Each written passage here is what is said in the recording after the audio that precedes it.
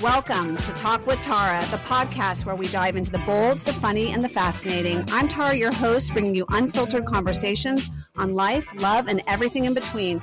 Hit that follow button so you're always in the loop. And now let's get started. Hello, Heather Heselton. How are you today? I'm doing really wonderful. I'm really glad to be here. I'm really glad you're here as well. Heather is very special to me in my life because she was part of my separation journey, and she came into my life like an angel. And I thought she would be so wonderful for our listeners because Heather talks about self-love, and I didn't know what self-love is. And she really taught me with my therapist, along with my wonderful therapist. But before I start, I'd like to give you a quick bio. Heather Heselton is a relationship coach, author, and a spiritual teacher dedicated to helping individuals gain a broader perspective on life's challenges. From a young age, she has been highly sensitive to energy, a gift she now uses to assist clients in connecting the dots of their reality, leading to feelings of relief, comfort, closure, and forgiveness. She guides clients in cultivating self-love, establishing strong boundaries, initiating bold conversations, and fostering true connections.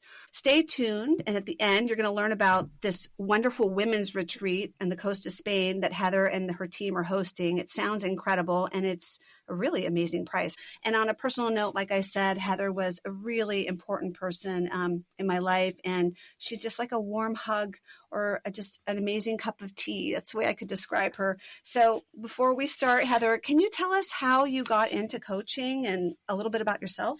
Well, we teach what we know, right? So it was through my relationship with my husband, and I was so stuck. I was in this monumental transition in my life. I was doing my own self-healing, meditation, classes. I mean, anything I could get my hands on to learn about myself. And when I started doing that is when it was like, this relationship, these dynamics need to change. And I remember I was in the bathroom and I found this coach, this therapist coach, and I called her that day. And I started going to her, and she was so instrumental in my healing journey and in this transition with my relationship with myself and with my husband. And I knew then, I was like, I have to help others because she helped me so much. That's wonderful. So did you feel like you didn't have the self-love you needed, or did you feel like you had enough self-love at that time? I did not. Okay. So I went to see Heather, and I felt this void in my life. And Heather said to me during one of our sessions, I was dating, I had just separated. And Heather said to me, the guys that I was dating, they were just, none of them were really the right fit. And she said, you know what? You need to date yourself. You need to love yourself. And I'm like, well, I love myself. I like myself. I'm pretty cool. And she's like, no, you're feeling this void. I'm like, love yourself. And I'm like, well, what does that mean? What is self-love? And she's like, you need to date yourself. You need to get in the bath and put on candles and make it romantic and just love being with yourself. And you have to be comfortable being alone, being okay with that. And that's your work. I was like, God. And that was the same thing my therapist is very intuitive, and she's somewhat psychic. And she was telling me the same thing, like, you have to find your self-love, because I felt this void. And I was, wanting to meet someone to fill that void up. And I'm like, well, this isn't working. So can you tell us, what is self-love? I mean, it would be really great to explain it to our listeners. Self-love is the foundation to every healthy relationship we have. The one with ourselves, with others, and our life. If we don't have that, if we don't know the way to make choices for ourselves, what is true for us? Where do we start? Where do we end? What are our values? And we choose ourselves every single time. Does that feel selfish for people? They feel like they're selfish, right? Yes, because it's like that good girl syndrome that we were conditioned, and especially for majority of the women, we always have to disown ourselves in order to be the good girl. Which means that if we take ownership for ourselves, then we are selfish. Another example, I was talking to my therapist and I said, I went on this date, and then the guy ordered for me, and then he wanted to share. And I'm like, I was saying, I don't want to share an entree with this guy. This is my first date. Like, this is odd. And she said, well, did you do it? And I said, yeah, I did. And she said, well, that's self-abandoning. You're not doing what you want to do. You're self-abandoning yourself. And I see this pattern with you, that you do this time and time again. You do it with your friends, you do it with your kids, you do it with your husband, and now you're doing it in the dating world. So stop self-abandoning yourself. Can you give us examples of how to stop that pattern? So the thing is, and the first thing that is the most important thing, because this is unconscious behavior. Right. We don't even know we're self-abandoning ourselves. This is a pattern. This is ingrained in us. And so the first thing is the awareness. Right. It was the awareness. Gentle curiosity, asking ourselves, what's happening right now? Because it's a knee-jerk reaction. Right. These are unconscious behaviors. We do it all the time. And so when we start inquiring, and it's gentle inquiring, right, in ourselves, right, because we're meeting these unconscious needs. We're doing it in order to what? To be loved, to have, not be rejected. Right, to not be rejected. To be seen. Right. It's all about awareness, because it doesn't change overnight. Right. It takes time. It takes time, right? But it's these small moments every day, right? When something doesn't align with you, it's felt in your body. Mm-hmm. And that's called somatic, right? Like a somatic response. Mm-hmm. It is. And so when we start doing the work, then we start becoming aware of our behaviors, of our patterns, of our early on conditioning. So, okay, let's talk about some of our listeners. Like, let's say they were like you, they were like me, they're with their mate or their husband, and they just feel stuck. A lot of people feel stuck in toxic patterns. They have struggles with boundaries. Can you give some advice or share why it's so important to get unstuck? And what are your suggestions for people who are in that stuck period in their life? Right, because these, the biggest thing is that we have these blind spots, right? We have these shadow narratives that keeps us in this repetitive motion, right? Mm-hmm. These self-sabotaging behavior, all those things. And so I like to help them identify, what are these things that are going on? What is the trigger? Mm-hmm. The trigger. That is having you execute, right, these behaviors. And so a lot of us, we repeat these dynamics. We repeat these things. We're overgivers. We feel unworthy. We avoid discomfort, so we people please. I mean, there's all these things. We try to fix others, right? Right. So we're always going outside of ourselves, constantly in relationship. And what we're missing, the key component we're missing is, instead of going outside ourselves, we need to go in. Number one. Can you give examples of going in? What would that mean? Yes. So in the moment of triggers, which I love triggers, right? Because maybe give an example of triggers. So triggers, what they are is, it's basically triggering when someone else that you're having an experience with, usually people that are very close with us in relationship, they trigger our wounding. It's an unhealed wound inside of us where someone else dings it, right? Mm-hmm. So the wounding gets flared. Then the feeling comes somatically. I feel not heard. I feel dismissed. Whatever it is, I'm angry, right? And so we either lash out and blame, or we yell. There's always a response, right? Okay? And there's a somatic response. So this is what I like to do. So I pause, because initially I want to get back. I want to yell. I want to run away. I flee, freeze. Right. Okay. Yes. You breathe. The word pause. You breathe. Hello, Heather. I'm going to touch my heart. Mm-hmm. Touch my body. Mm-hmm. Hello. Hi. What are you feeling right now? Feeling angry. Yeah, I'm feeling angry. That's the one you have the least control over. Okay. Right? Because we feel out of control because of all this trigger that is happening right here. Mm-hmm. And so you are your emotional anchor, okay? No one else is going to fill the void, soothe you, nothing.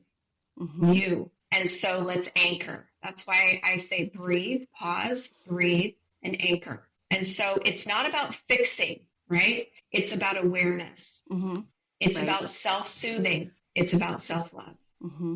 You are meeting the need of yourself. What do I need to do for myself right now? What do you need, Heather? That's what I was asked. What do you need? Do I Okay, need to walk away? yeah.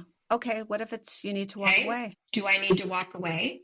Is this person emotionally available for me to have a conversation with them? I'm reading the room. I'm tending to myself, simultaneously trying to be with the other person. Right. What to do. Now, the more you do this, the more masterful you will get at it. Right. But you have to start one step. I do think meditation really helps that process. I used to be one who would just like react, extremely reactive. And my family is reactive and, yellers growing up and screamers. And so I became that way. So I started to meditate. And by meditating, I was able to grab that space. Grabbing that space when you're feeling triggered, that little tiny pause is really hard. So meditating helped me. Before I couldn't. I knew I had to pause. I had read about it. I had heard about it, but I couldn't pause. It was just like such a relief to just lash out. Felt so good at the moment. And then afterwards, I would feel so bad and childish about my reaction. Like, why did I do that? But then when I started meditating and I was able to pause and just say,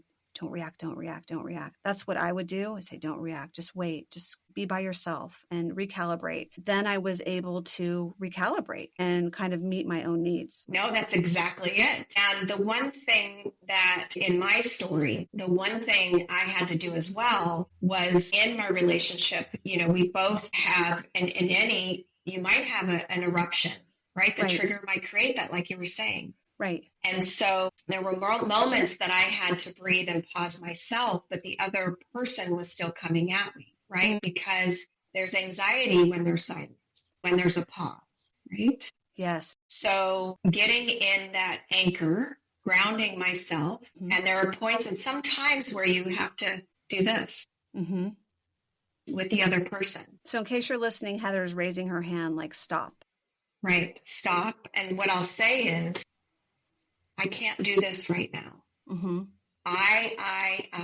Okay. You take accountability for yourself. I need a moment to gather my thoughts. I will revisit this conversation when I ground. Just like you said about, meditation. You might need to take a moment to regroup, to gather your thoughts, to find your truth, not just the trigger. It's all wounding coming up because you're not getting your needs met. Or someone has crossed the line of your value, or you're going to determine what that is for you. So the pause is crucial. Okay. So listeners, take a pause when you feel triggered, even when you're driving and that person cuts you off. Exactly. Take a pause. Is this really worth fighting about? Just let it go. Especially when you're driving, right, Heather? I mean, things like that can trigger us. Everything Somebody cuts us off. Someone cuts in line. Everything. Right? Yeah.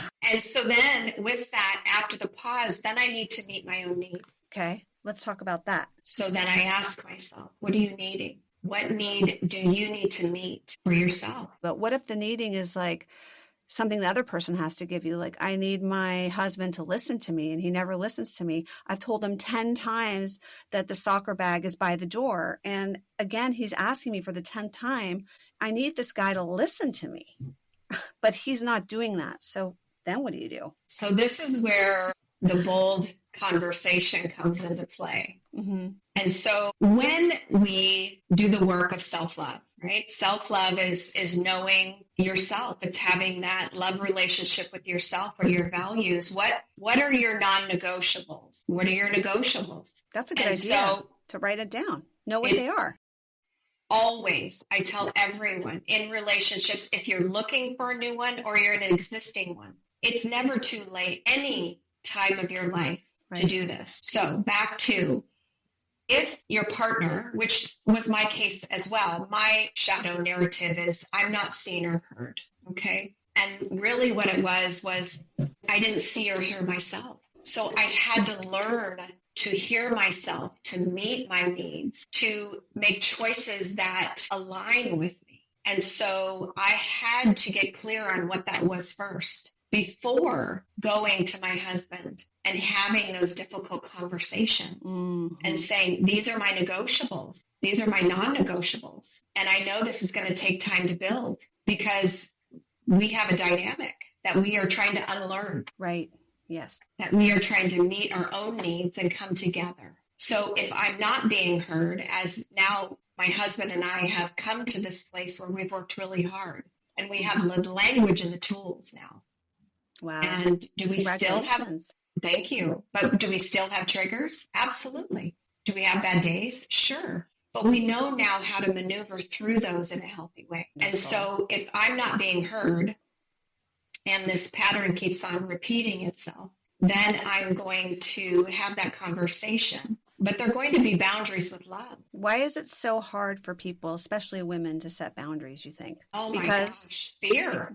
Fear. Okay. Fear and the good girl syndrome about our conditioning when when we grew up about, we people please, we disown our needs in order to either keep the peace or to, be loved, let's say, in our home when we grew up.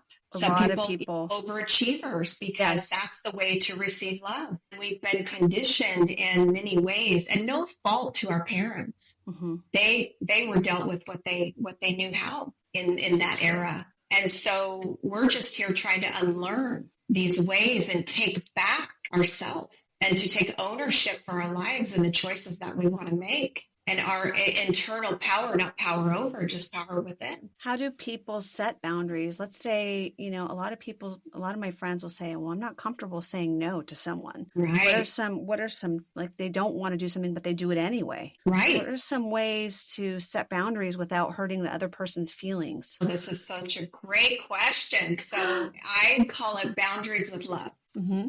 Because I didn't know, Tara, like I thought boundaries were forceful. Right. Because I didn't have that voice. So I was like forceful and it didn't work. Right. No, it doesn't work. Right. So I learned this boundaries with love.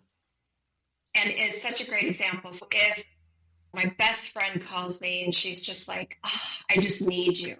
Let's get for coffee. But I know that I have a commitment. Right. Even though I want to be there for her so much, but I have this commitment for myself that I cannot change. Right. And I feel guilty. And there's so much guilt in us women. Like we're just like, we have to be the fixers, the doers, the moms, the superpowers. I mean, all of this, right? And so the best thing to do is here, I'm bringing in the pause again. And this is somatic. And this is something I do all the time. When someone requests something of me, I pause, I take a breath. I never say yes anymore. Love that. Never. Until I know what my body is telling me. Mm-hmm. You don't know right away sometimes. You don't, because the initial reaction, because we do what's comfortable, is the yes, immediate yes. Mm-hmm. And then we're like, oh, darn it. That's me. Okay. What I will say is this. I always go like this. Thank you. Thank you for thinking of me. Gosh, I really want to be with you because you mean a lot to me. But I'm not sure. I need to check my schedule, but I'll get right back to you. And you determine when. Right. If it's in an hour, if it's like, hey, can I get back to you tomorrow? I really need to check my schedule and see when. Or if you already know, then oh my gosh, I have this commitment that I just cannot change. How about this day? I really love you and I really care about you. And I'm so grateful that you want to be with me. What if it's somebody that you don't want to be with? An acquaintance, right? Mm-hmm. They'll ask you a favor that's kind of inappropriate. That's happened to me. And I don't want to say what it is because a person could listen and know what I'm talking about them. But, okay, let me give an example of somebody who didn't ask me. I'm going out of town. I'm in such a bind, but I can't find a dog sitter. They're all booked up. Do you think you could take my dog for one night? That's all, just one night. It's really easy to walk my dog. It's not a big deal. But I just don't want to. Like I have my other obligations. I'm allergic to dogs. I just don't want to. I don't want to watch someone's dog. So what would I do in that case? The same. Okay. It is the same. Okay. And your body's going to tell you right away with that situation, right? It's going to say no. It's going to give you the biggest red flag. It's going to be in your stomach, your heart. It's going to be tightness. There's going to be a somatic feeling immediately. When it's a no. When it's a no. Yes. Okay. When it's a yes, you're like, oh my gosh, I'm so excited. When can I do it? Or there's indifferent. You're indifferent. You're not sure. And then you can determine, right? Okay. And then it's okay if you do or if you don't. And then if you say no to them and they get upset, you just... This is the key. So this is about pattern of stopping, abandoning yourself for the sake of keeping others comfortable. So it's a no. So when you say no, you can still do it with love. Thank you for thinking of me. I appreciate that, but I'm going to have to decline. I'm allergic. Mm-hmm. And actually my calendar, I am booked. And you don't owe anyone an explanation. A no is a no. Yes. Period. I've heard that. Yes. I have Period. a no. I had an executive coach say the same thing. No is no. But we over explain Yes. because we are in fear. Right. Of the discomfort. Yeah. And so then again, my invitation to those that feel this guilt, that have this discomfort of saying no because of, after saying no, then I have to be with my own feelings. Mm-hmm. Yes. Here we go, the fear. Are they going to not be my friend? You know, this is all about the self-love abandoning. Are they going to tell all my other friends that I'm not a good friend? Are they going to talk about me behind my back? I asked her one thing and she couldn't do it. Right. Right? But your schedule is yours. Well, I had a situation where this woman joined. I can't believe I'm saying this and people are going to have an opinion. I am not a cheap person. I am frugal. I watch my money, but I am not cheap. But this woman that I didn't know very well joined my gym membership and I didn't know her well. And like, she wasn't paying like $7 or something every month. She was skipping the $7. And I said, it's $97 a month. So can you please Venmo me the $7, because for me, it's a principle thing. If she's sharing my membership and she's benefiting and saving a lot of money being in my shared membership at my gym, then she should pay the exact amount, not $5 less, not $1 less, but whatever I have to pay. And she said, she got a little miffed. So she Venmoed me the money. And then she went and told this other lady who then said, and you asked for the $7 a month. And I was like, wow, and I felt like I had to justify that. So right. Things like that. I mean, where you, that's a boundary, you're using my membership, you're saving the money, pay the money that you owe. Or when someone borrows money from you and they don't pay you back, people are uncomfortable asking, can I borrow $20 for blah, blah? And then they forget paying you back. I mean, what do you think of that? Do you think that's just cheap to ask, or do you think that they should pay you back? Well, it's a good question. These are examples that come up. Well, boundaries. Everyone is going to have different opinions and different values. That's true. Okay. Mm-hmm. It doesn't make anyone wrong. Okay. Or right. What it is it's individual. And so it's about owning your values. It's about taking up space. It doesn't matter what anybody else thinks. This is my non-negotiable. It is important to me. And so when it's important to you, whatever that may be, those that care about you will honor you because you're honoring yourself. The flip side is that I always pay people back immediately every single cent I owe them. So they always know when you do those little group dinners with your girlfriends, at the end of the night, I'm paying mine right away. And that's my reputation that I want to have. Right, because it's important to you. Right. That is your value. It's moral for you. That is integrity for you. Yes. Yes. And there is nothing wrong with that. That is yours to hold and have sacred. And so it's about showing up in that in relationship with others and explaining that, hey, if you want to explain it. Right. This is really important to me. Right. It's just who I am. And I hope you will understand. Period. If you don't, then you don't. I have another question for you, Heather. I had a friend call me recently, and she was in a relationship with someone and it didn't work out. And she felt like it was the only person that she's ever met that she had a connection with. And she says, my therapist says there's a possibility I will never meet anyone ever again. And I said to her, if you believe that, that is what is going to happen to you. You are going to attract that. If you believe that there's so many possibilities out there and there's so many wonderful people, you are going to attract that. And she said, well, I know plenty of women who are, amazing and who haven't met their person and they're alone now in life, later in life. And I was just wondering your opinion. I'm sure you have women who come in with these questions. They're scared to leave their stuck relationships or toxic relationships because they're scared there's never going to be anyone out there for them and they're going to be alone. So with this lady, I said, okay, take the worst case scenario. You're alone. If that's your worst case, that's her worst case.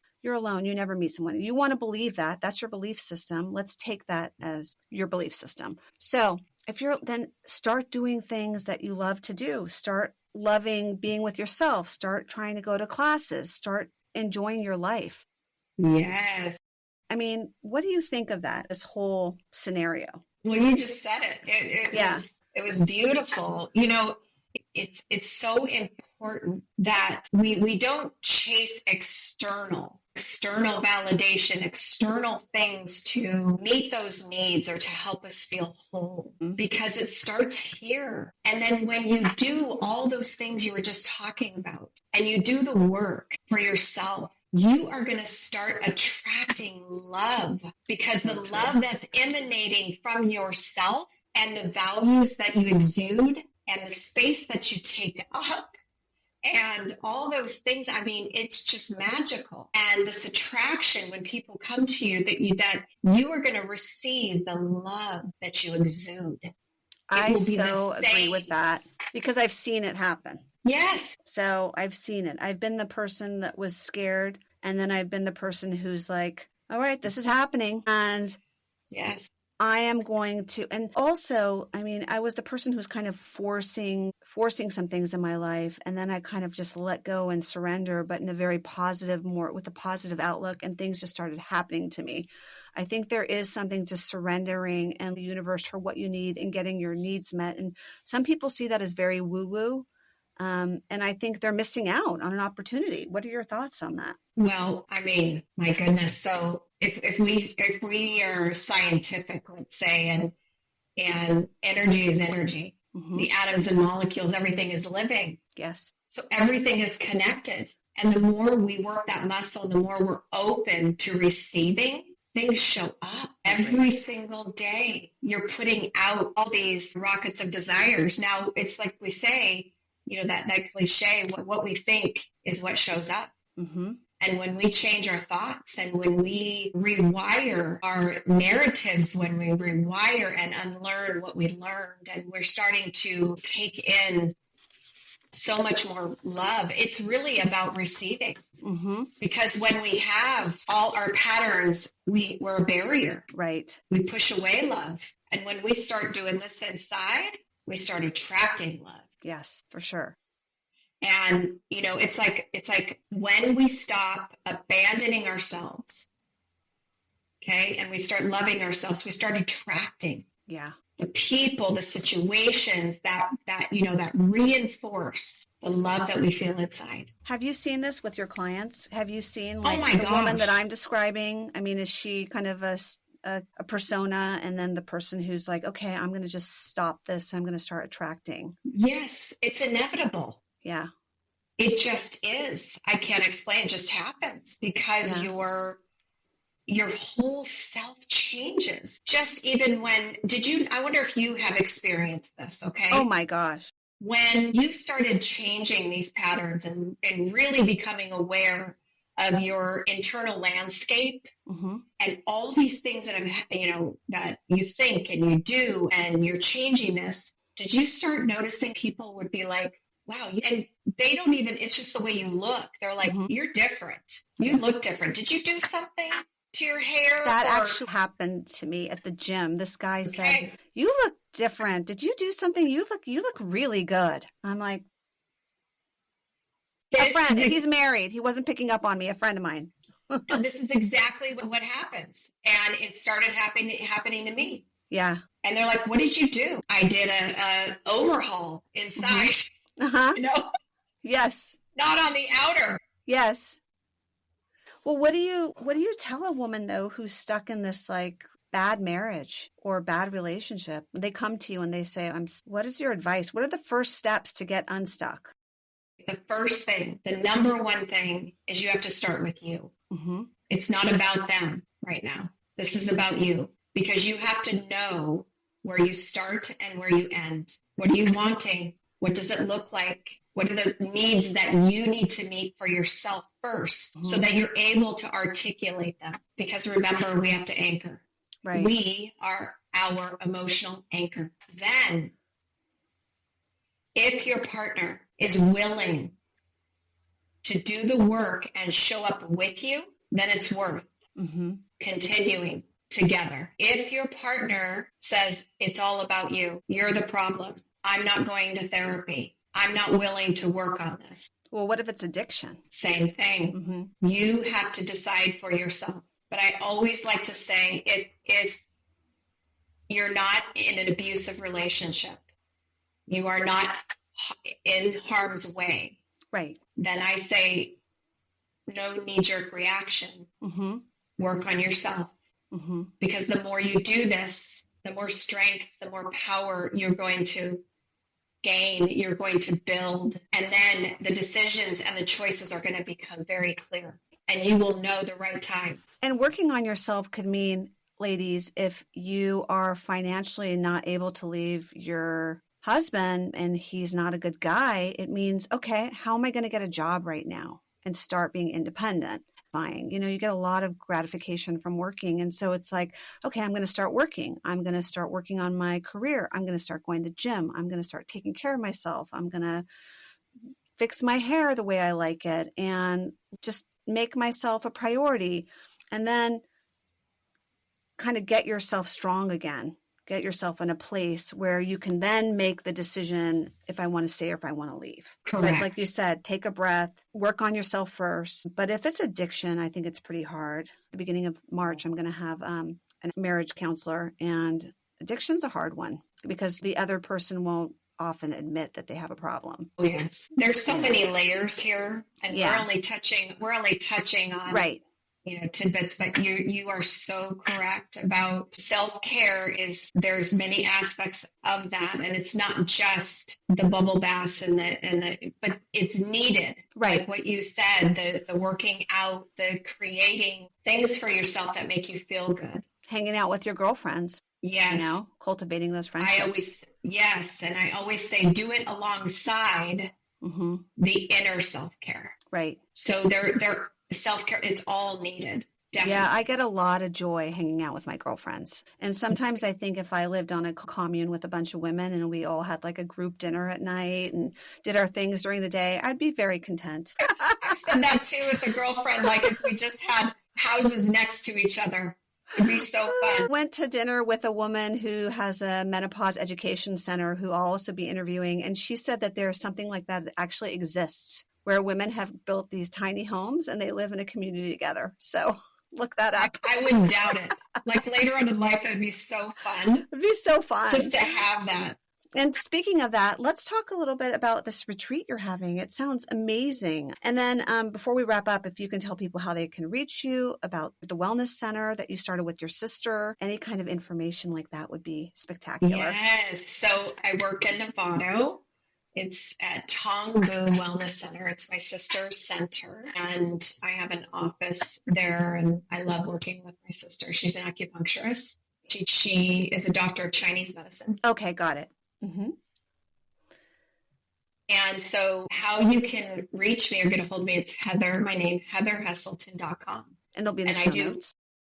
One-on-one coaching. I have a 6-month program, and it's working on self-love and meeting your needs and healthy boundaries, tough conversations, and self-mastery, really. In my website, I have a free workbook to get you started. Okay. And it's in the tab resources. Okay. Free workbook in heatherheselton.com to get you started. So under resources, check that out. Yes. Okay. And if you really want to deep dive with me for 6 months, I will do the work. It's pretty great. I love it. And then tell us about this retreat. Okay. This women's retreat is in Malaga, Spain. And it's April 22nd through the 26th. It's an all-inclusive women's retreat. So you get fed by chefs. There are outings at night. There are massages, these extra add-ons if you'd like. We have Reiki there. There'll be some meditations, and we are doing a deep dive. We have my partner, Rachel, or not my partner, but we're hosting these together. And we are doing deep work for women who are ready for change, who are ready to change this dynamic with the relationship of themselves.